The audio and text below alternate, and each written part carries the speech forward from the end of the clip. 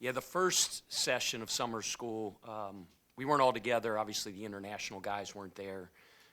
There was a lot going on worldwide about that, but that's kind of been cleared up, so those guys are here. And then obviously with Mikel being away at USA Basketball. But to have everybody here now and then to have Ollie's situation all cleared up, ever since second session of summer school started and Mikel got back from USA Basketball, everybody's been here, which has been great. You talked last year, Pat, about how quickly that group bonded. Have you seen any indication of how it's going to go this year? I know it's a short time, but Yeah, we're very particular in who we recruit, not just in athleticism and length and basketball skill, but the character piece is very, very important. And it's much easier to put together a team that's centered on that power of the unit, which is based on love, with guys that's their true nature. That's who they are at their core. So I loved how the guys have come together, how chemistry's starting to come together. And like I said, they've all only been together now for about a week and a half, 2 weeks. But it's a really good group. Pat, speaking of the international guys, what sort of vibe or dynamic do they provide to the team as opposed to what would be different to maybe a domestic prospect? They're not from this country. They speak different languages. Obviously, you look at Mo. Mo's a young kid. His best basketball's ahead of him. He's got unbelievable potential. But then you look at our other international guys, and they're grown men. Obviously, Ali Khalifa's been in college basketball for a long time. But with Sananda and with Zoo, those guys have been played professionally for multiple years. They come in as freshmen, but I say they're different than most freshmen. They're hairy chest freshmen, as I like to say, grown men. And just competing at such a high level against grown men, puts them way ahead of the curve in terms of the adjustment. 22-year-old freshman is unique to college basketball, but not going to be unique moving forward. It's going to be more of that with college basketball. Coach, how has it been different for you this year with a year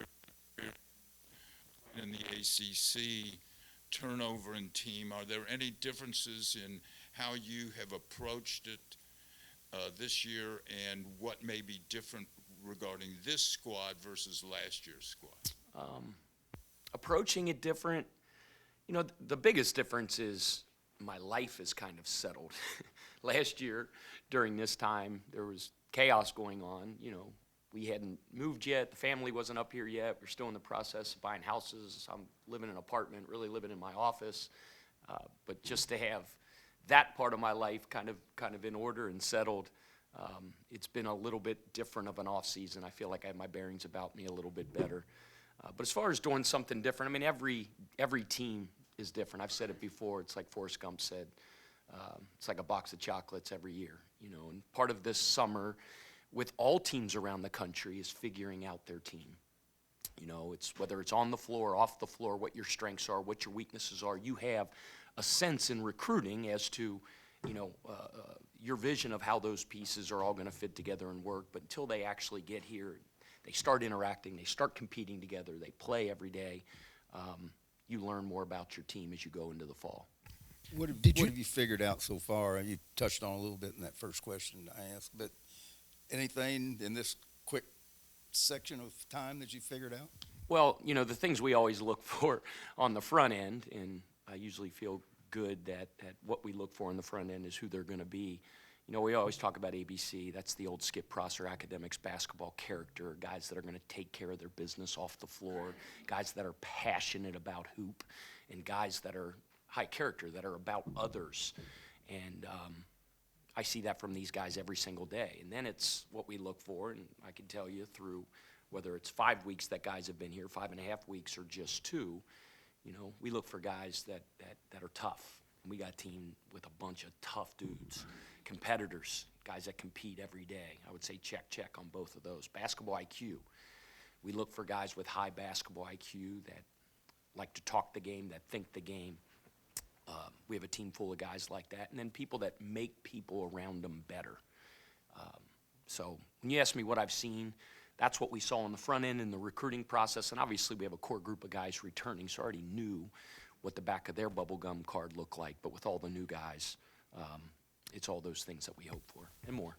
Did you guys get together and watch Mikel playing for Team USA? And was that kind of like a bonus bonding experience to do that? And also your impressions of him against that kind of competition? Yeah, we didn't get together and as a group watch it, but, everybody was locked in and engaged. Unbelievable opportunity for him to represent his country, to play with USA across your chest. Few people get to do that, and that is one of the highest honors in sports. And obviously, they won a gold medal. I give Tommy Lloyd a lot of credit. I thought he did a phenomenal job with that team. And not only the job he did with that team, but, the sacrifice that he made and Micah Shrewsbury made and Grant McCaslin made, and then even the guys that were at training camp that weren't part of the coaching staff. I know Mark Pope was on that. I think Dusty May. There were a couple other guys I'm not remembering. But think about how important the summer is to build your team in this new age. And those guys spent multiple weeks, 3 weeks, almost a month away from their team, dedicated to those guys winning a gold medal and representing their country. I thought that was awesome. And I thought Mikel was sensational. You guys all watched it. He didn't get MVP, but he sure could have. And the thing that's great about him is he didn't give a crap about the MVP. He gave a crap about the gold medal. But everybody that watched that knew how special he was during that tournament. Last year, everybody was new to the place, to each other. This year, you do have several guys who have been through a year. Have they made things easier and helped bring in the other guys, the new guys? No doubt. That core group of guys are returning. Last year we had a little bit of that with Rain and with James and with Kobe. They were all with us at Charleston, so they spoke my language already, knew our culture, and they can help those other guys along. And obviously we have more guys this year with the core group returning. And it's always good to have that veteran leadership, to have those guys that have been through it, that know how we rock, that know how we practice, know our terminology, and then they can help the other guys. That's been very, very helpful. How's Kasean Pryor look? How's the rehab coming along? How does it seem to you? Yeah, great. From a medical standpoint, he's on pace and probably even ahead of schedule. You'd have to talk to Katie about that, but typically that's a 9 to 12 month thing, and he's exactly where he needs to be. I always acknowledge Kate the Great. You guys, you saw the article a couple weeks ago in the paper about her. She's special, and she's doing an unbelievable job with him, and he's busting his tail. How much do you think that the TBT, since we're almost there, how much do you think that the TBT gave your squad momentum heading into the early part of the season? It was awesome. We're looking forward to it this year. I know, I don't know what exactly Luke's title is, but he's kind of like the what is he, the general manager? He's like, putting the team together. And last year it was unbelievable. Everybody talked about the passion of our fan base.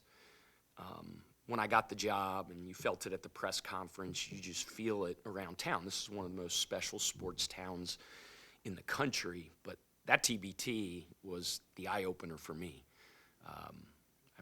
What did they have in one of those games? 15,000, 14,000. I don't remember what it was, but it broke the all-time record in history. And our guys felt that too. I remember our guys going over there and everybody pumping them up. I remember Khani Roos, doing the CARDS chant, and just to see how the town got behind that TBT team. And let's do the same thing this year. A lot of these guys, all these guys are sacrificing, right? They all have professional jobs. They all have they're professional players, and they're coming here to do something really cool. And make no mistake, a big reason these guys are doing it. I know a big thing was with Trez, whether Trez was going to play or not, and he made that decision to come here and play. And I'm using him as an example because he's playing in the Big Three. I think he has a game like on, I don't know what it is, Saturday, and he's got to be here for the game. And, he decided to do this, and I saw him yesterday, and it was great to see him. Gosh darn, is he long. He's got like a 7'5" wingspan. He looks like a raptor, and one of the toughest players I've ever watched play. I guarantee a big reason he did that is because of this town, what Louisville means to him. So, Card Nation, I'm giving a big shout out to those guys. Like, let's get out there, let's be loud, let's give them a huge 6-man over there at Fame Freedom Hall. Pat, what That's is? where it's at, right? Yeah. Just making sure. We saw the video with Ollie when you were able to share the news, with him, the good news. What does he mean to this team moving forward, do you think, and how special kind of was it after kind of what he went through for a month or so? It was awesome. That was a really, really cool moment. Ollie's such a special kid. All of you guys that have got to know him, and maybe now that he's eligible and he's playing this year, you'll get to know him more. I think he's coming in for media time. He just has a wonderful heart, and I don't think people give him the credit that's due to him of the job he did with last year's team. Even though he wasn't on the floor, man, he was a coach. He was an extension of me. He was like the bigs whisperer, and he was helping James Scott and helping, those other guys, and unbelievable in the locker room. He's just about what we're about. And he's been through so much adversity with, the injury situation, and then, the scare of possibly not being eligible and not being able to play college basketball again, and just how it wore on him and the stress. And our team rallied around him. They picked him up. They gave him courage every day to just keep fighting. And then at that moment, it was really cool. We had all the, Josh and Alan and Lottie and Dudas and I could go on and on. Everybody was out in the hall, and I was supposed to bring them all in and then do the announcement and then have this big celebration, and I forgot they were out there. So after we did it, Josh came in and goes, "Yeah, man, thanks, appreciate it." But I heard it was cool. But no, that was awesome. I'm so happy for Ollie. And then on the floor, come on, man, he's one of the most skilled big guys in the country. I think he's one of the top 5 passing bigs in the world, and gives us a very, very dangerous weapon. Chucky made a post on social media this summer saying something to the effect of Kobe Rodgers is going to surprise people this year just because he spent the season sitting out, obviously getting healthy from that injury. What can you expect from his game? That's something that maybe fans haven't seen since he was with you at Charleston, but has he shown you even more growth, with that year being able to take off and get healthy, and just kind of what are your expectations for him Kobe's heading into having this year? an unbelievable offseason. First of all, he's fully healthy, right? So not this NCAA tournament, last NCAA tournament's when he did his ACL, so whatever that is, a year and a half out. He's quicker, stronger, more athletic than he's ever been. Last summer was all rehab. Wasn't cleared to practice until whatever it was, early February. And, Kobe represents everything we want our program to be about. If the ball's bouncing, you open the door in the Keeber Center, Kobe Rodgers is in there. And we got a program full of guys like that. That's being hoop dudes is what we celebrate all the time. But he's playing as well as he ever had in his career. He's a phenomenal leader, and we're relying on Kobe big time this year to be really, really good for us. Coach, I know you can't talk about specific people, but are you possibly looking to add any other members to the squad, maybe in the front court? If any that fit your criteria are available. Yeah, for all intents and purposes, for this year, our roster's set. You never say never. You never know what's going to happen, but where our roster is where it's going to be, and we're pumped up about it. And Coach, no matter who what you are go your- with as a starting lineup, you're gonna have multiple guys who've started who can't start here. How do you keep this many guys happy? That's the And manage case that. with every team every single year. Everybody wants to start. Everybody wants to play. That's if you have guys on your roster, and I'm talking every NBA team, every college team. If you have guys on your team that don't want to play more minutes, don't want to start, don't want a bigger role, then they're not competitors. You want guys that are that way. I think one of the strengths of our team is our depth. We talk all the time about the power of the unit. We thought last year the strength of our team was our depth, and then you had injury, and you had injury, and you injury, and then we get down to the NCAA tournament, and where the crap is everybody? So the strength of our team is strength in numbers, and we got a locker room and a program full of guys that are 2 feet in on winning and being a championship caliber program. And all those things will play itself out, right? Like we talk about competing every day in practice. We think we have some of the most competitive practices in the country, and that's where roles are defined, and that's where minutes are starting to be divvied up, and that process will go all through the fall into the first game. But I think everybody's probably saying right now, this time of year, depth is our strength. I really believe we have one of the deepest teams in the country, and it'll be a major weapon for us. Pat, Coach. what is your thoughts on playing Kentucky so early in the season, the earliest the Battle of Bluegrass has ever been played? Yeah, scheduling's hard. It's like putting a square peg in a round hole sometimes, and when you're setting up a date with a program, they have dates, you have dates that work, and you're going back and forth, and the one that we were able to land on was that one. That's just the way it goes. Coach, speaking of schedule, last year you blamed Josh for scheduling Tennessee early on, which was a turning point for you. This year's schedule, you've multiplied it, and my question is, are you going to take some ownership for the non-conference schedule this year? Am I going to take credit for it? Is that what you said, or? Just some of the ownership. Sure. I have very, very smart people around me, and I lean greatly in scheduling on Josh and Brian Cloman, and it's kind of a team effort in putting it together. Look, the way the season ended last year, and we got an 8 seed, it is what it is. And, I've said this before in some interviews. After the season, you start trying to figure out why, and you're calling the scheduling gurus, and then in the ACC head coaches meetings, like everybody's talking about the metrics and what you look at, and how you can build your schedule based on this metric and this metric, this metric.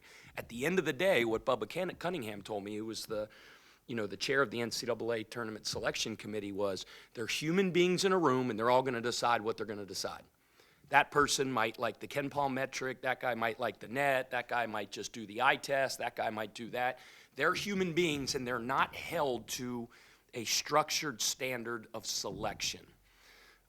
So what I do want to do is make sure that when we get there and the selection committee is looking at us, they know one thing: Louisville didn't duck the smoke.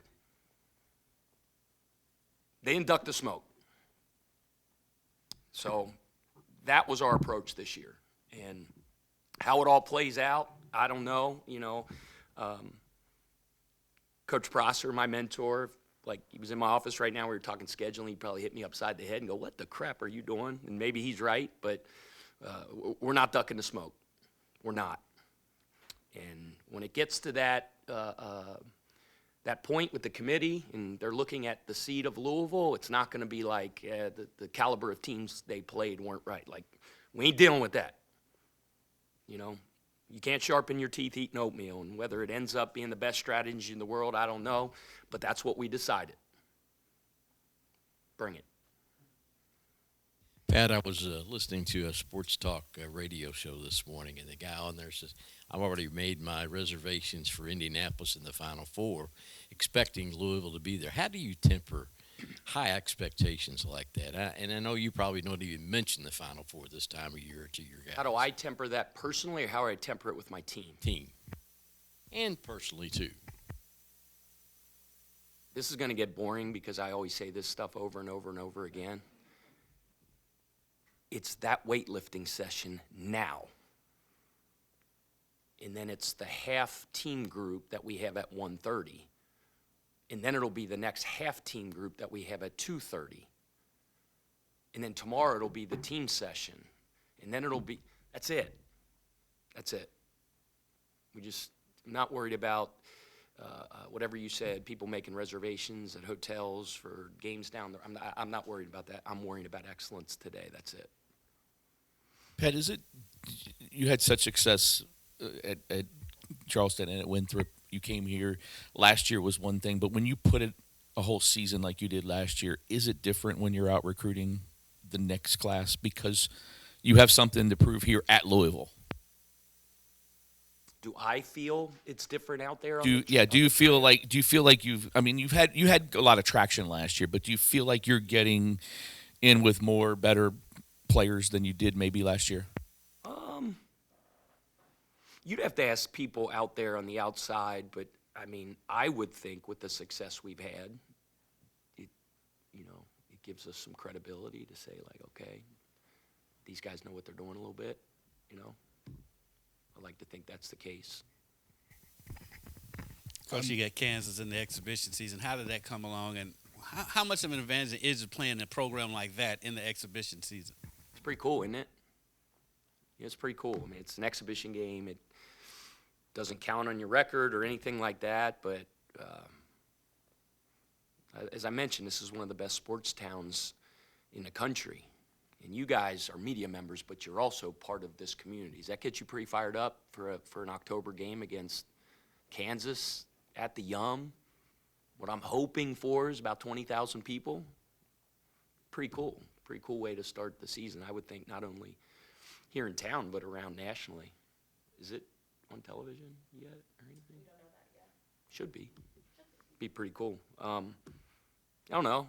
Last year we had 2 exhibition games against non-Division I's, and then you look at, obviously, went into the Tennessee game, and I've said it many times, we got literally and figuratively punched in the mouth. And, we went down to the Bahamas in the summer, as I told you. One of the guys that took my bags at the hotel was in the starting lineup with the one team we played that evening. So, like to think Coach Sells' teams and the Kansas Jayhawks are going to be a little bit better of a test early on to get us ready. How can you talk a little bit about Sananda and you talked about him? He's a grown man. He's been playing, against grown men. What have you seen since you've got him here? And I guess was it a different recruiting process when you recruit somebody internationally and you really don't ever see him, right? Yeah. Sananda is he's a pro. He's a pro. He's a grizzlied veteran. Like, he's played in that German pro league, just like the Greek pro league that Zoo played in, are some of the top pro leagues in the world. And you look at the venues they play in, the atmospheres, the caliber of competition, just to come in with that type of experience. But then, he's big. He's got 7'4" wingspan.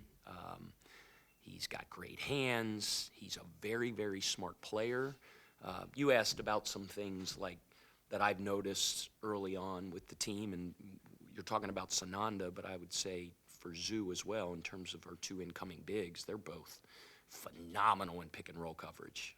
Like, part of it is they've been coached at a really high level, but their ability to defend the pick and roll. Both as switch defenders. He's 6'11", but can really move his feet and guard a guard on a switch, but also in his coverages as well. He's a stoic individual. He's not the most vocal guy in the world.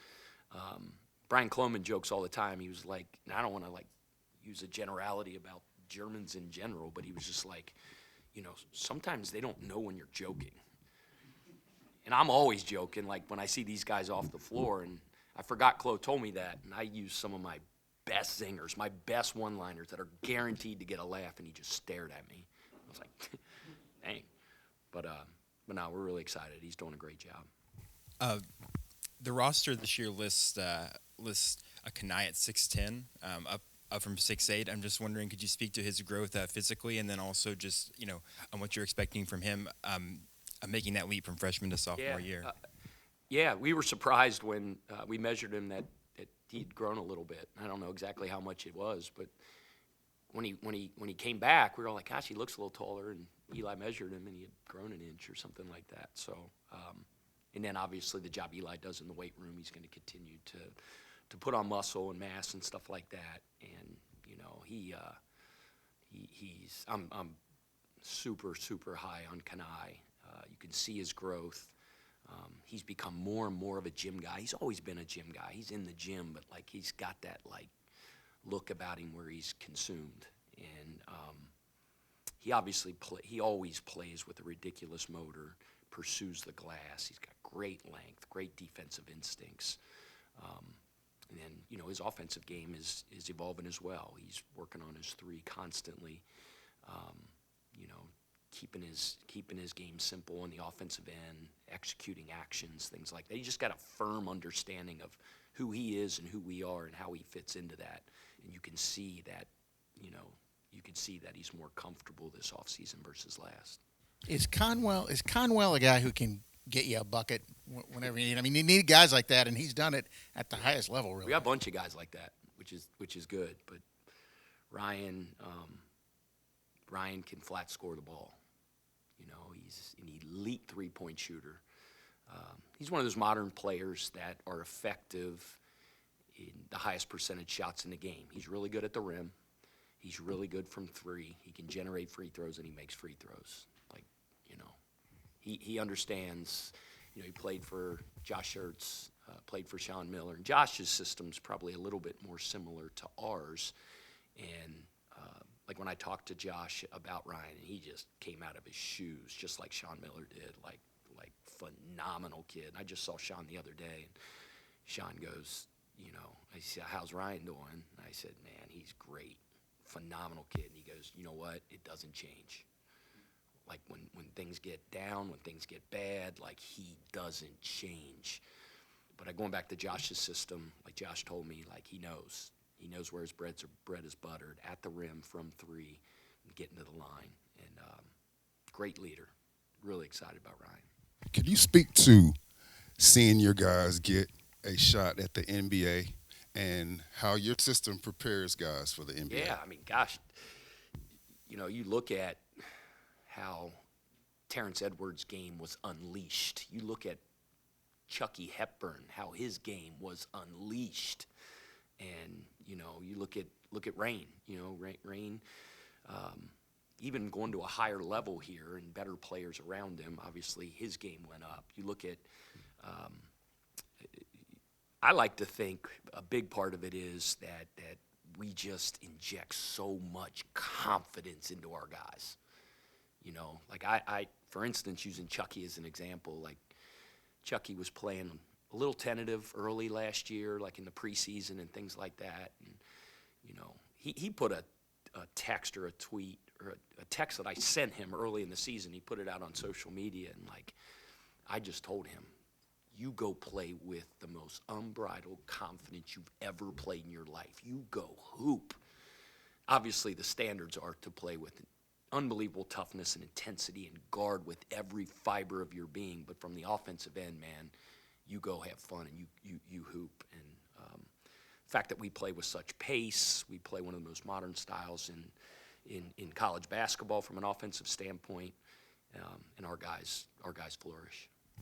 What's been your take so far on this new system of sharing of revenue with athletes directly? I mean, you obviously didn't have to do the complete overhaul of a roster that you did last year, but just what's that been like navigating the space now that players are getting paid directly from the school? Yeah, I mean, it's good that the settlement is finally, you know, it's done, right? Now we for so much there was speculation, will it, won't it, will it get approved, and then there was all this other stuff. Just the fact that it's done, and we have some parameters, we have guidelines, we've pressed the go button, and you know, obviously outside the settlement, there's true NIL as well, and it'll just be really interesting. And I think there's a collective want-to in college sports right now to try to make this work. Change is inevitable, and this is one of the most seismic shifts in the history of college basketball the last couple of years, both with the transfer portal and with NIL, and this new change is, but, you know, you like that there's some structure now, and I think everybody's committed to make this work. How big was it to get Javon back for another year for this team? Huge. Huge. Javon embodies, I say this a lot, but he truly embodies what we're about. You know, he's as committed to his game and his body and his mind and our system and his teammates as anybody I've ever coached. We talk about wanting the smoke in scheduling. Javon wants the smoke in the biggest games and the biggest moments. Like, he doesn't blink.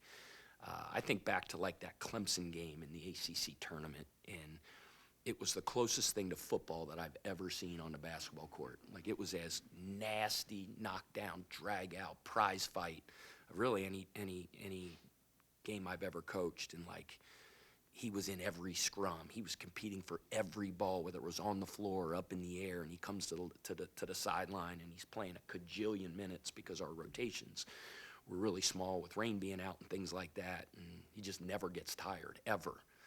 And he sets the tone every day with his work ethic. He's always the guy, one of those guys that are the first one there and the last one to leave. And he's one of those guys that's around the clock being about the right things. His sleep, his nutrition, his recovery. He is as regimented as anybody and really sets a great example. So we're unbelievably blessed to have him back. Along those lines, where do you see his game going in year 2, and what does that ceiling look like? Yeah, I mean, I think it really continued to go like this last year. I mean, you could see we did a lot of unique things with Javon, especially as the season progressed. We not only used him in actions as a pick and roll screener, we would put the ball in his hands to create kind of inverted pick and rolls where you have to make tough decisions when a guard or a shooter's defender is setting the pick and roll on him. And he's a mismatch problem because if you switch, he can turn his hips, and he's a very effective power post player. And, you know, if you try to leave your big on him, he's good at taking them off the bounce. So, you know, I feel really comfortable with Javon grabbing the rebound, pushing the break, initiating our fast break without having to outlet to a point guard. He's really grown in a lot of ways.